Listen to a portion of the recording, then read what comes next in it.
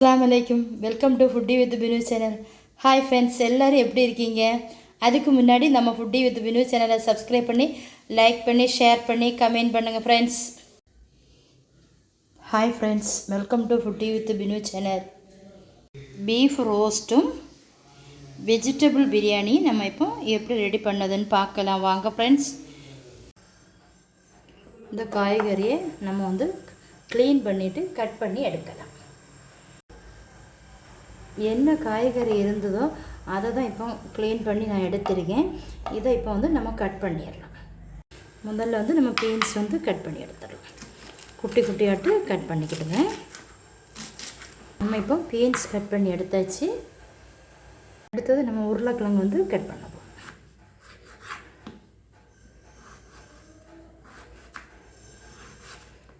இதே மாதிரி உருளைக்கிழங்கையும் கட் பண்ணி எடுத்துக்கலாம். இப்போ நம்ம கேரட்டும் கட் பண்ணி எடுக்கலாம். கேரட்டும் கட் பண்ணி எடுத்தாச்சு. 2 பச்சை மிளகாயும் கட் பண்ணி எடுத்துக்கலாம். பச்சை மிளகாயும் கட் பண்ணி எடுத்தாச்சு. ஒரு உள்ளியும் கூட கட் பண்ணி எடுக்கலாம். உள்ளியும் கட் பண்ணி எடுத்தாச்சு. ஸ்டவ் ஆன் பண்ணிக்கலாம். குக்கர் வச்சாச்சு. இதில் தேவைக்கு கோகோனட் ஆயில் 2 டேபிள் ஸ்பூன் விட்டுக்கிடுங்க. 1/2 ஸ்பூன் கீ சேர்த்துக்கிடுங்க. அது நல்லா மெல்ட் ஆகி வந்ததும் நம்ம வெங்காயம், கேரட்டு, உருளைக்கிழங்கு, பீன்ஸ் இதெல்லாம் சேர்த்து நல்லா வதக்கி விட்டுக்கலாம். கேபேஜ் இருந்தால் கண்டிப்பாக ஒரு படி கேபேஜ் சேர்த்துக்கிடுங்க. நான் சேர்க்கலை.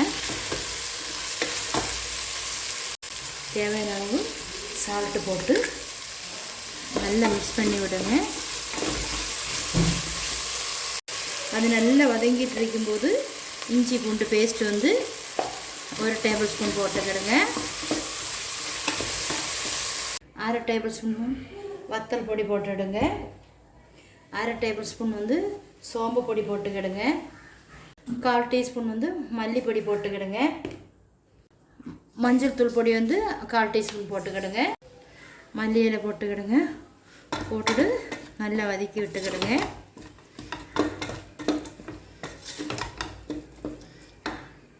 காய்கறி நிறைய நேரம் குக் ஆகண்டாம். நம்ம குக்கரில் அரிசி கழுவி போடும்போது நல்லா குக் ஆகிடும். அதனால் ஸ்டவ் ஆஃப் பண்ணிவிட்டு மசாலா எல்லாம் போட்டுக்கிடுங்க. 1/2 கிலோ ஆப்பிள் பொன்னி அரிசி எடுத்துருக்கேன். இதை நல்லா க்ளீன் பண்ணிவிட்டு வந்துடுறேன். அரிசி நல்லா க்ளீன் பண்ணி எடுத்துட்டேன். நம்ம சாப்பாடு அரிசியிலாக்கும் ஆப்பிள் பொன்னி அரிசியிலாக்கும் வைக்கிறோம். ஒரு பாத்திரம் அரிசிக்கு 2.5 பாத்திரம் தண்ணி எடுங்க. தாவூத் அரிசியிலலாம் வைக்கும்போது ஒரு பாத்திரம் அரிசிக்கு 2 பாத்திரம் தண்ணி வச்சா போதும். இப்போ இதில் தண்ணி விட்டுக்கலாம். ஒரு பாத்திரம் கூட விட்டுடலாம். இப்போ மீடியம்ல தண்ணியை விட்டுடலாம். நல்லா மிக்ஸ் பண்ணி விடுங்க. மிக்ஸ் பண்ணிவிட்டு சால்ட்டு செக் பண்ணிக்கிடுங்க. வெஜிடபிள் ரைஸ் எல்லாம் வைக்கும்போது, இந்த வத்தச்சோறுலாம் வைக்கும்போது சால்ட் கொஞ்சம் சுள்ளுன்றிக்கணும். இப்போ க்ளீன் பண்ணி வச்சுருக்கக்கூடிய அரிசியை போட்டு கொடுத்துடலாம். போட்டுட்டு அடி பிடிக்காமல் இருக்கு மிக்ஸ் பண்ணி விடுங்க. 3/4 டீஸ்பூன் கேடு தயிர் சேர்த்துக்கிடுங்க. சேர்த்துட்டு நல்லா மிக்ஸ் பண்ணி விடுங்க. சாப்பாடும் டேஸ்ட்டாக இருக்கும், நல்லா சாஃப்டாக இருக்கும். இப்போ நம்ம குக்கர் மூடிச்சிடலாம். 2 விசில் வருது வரை வெயிட் பண்ணலாம். 1/2 கிலோ பீஃப் எடுத்துருக்கேன். நல்லா க்ளீன் பண்ணிவிட்டு அதில் 1/4 டீஸ்பூன் மஞ்சள்தூள் போட்டுக்கிடுங்க. 1 டேபிள் ஸ்பூன் தயிர் விட்டுக்கிடுங்க. கோகோனட் ஆயில் 2 ஸ்பூன் விட்டுக்கிடுங்க. 1/2 ஸ்பூன் சால்ட்டு. நிறைய பீஃப் ரோஸ்ட்டெல்லாம் நான் போட்டிருக்கேன். இப்போ 2-3 பேர் கேட்டாங்க, அதனால தான் திரும்பியும் இதை போடுறேன். நல்லா மிக்ஸ் பண்ணி வச்சுக்கிடுங்க. இஞ்சி வெளுத்துள்ளி பேஸ்ட் வந்து ஒரு ஸ்பூன் இட்டுக்கிடுங்க. போட்டுட்டு நல்லா மிக்ஸ் பண்ணி கொடுங்க. இப்போ வந்து நம்ம வந்து ஸ்டவ் வந்து ஆன் பண்ணி விடலாம். நம்ம வந்து இந்த பீஃபை வந்து வேக வச்சு நம்ம எடுக்கலாம்.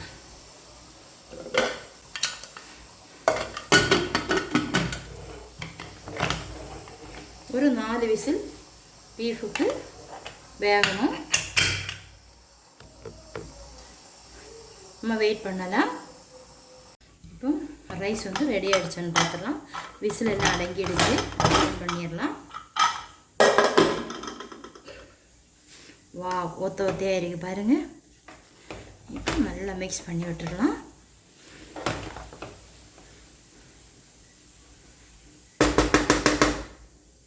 இப்போ நம்ம இதில் மல்லி இலை போட்டுடலாம்.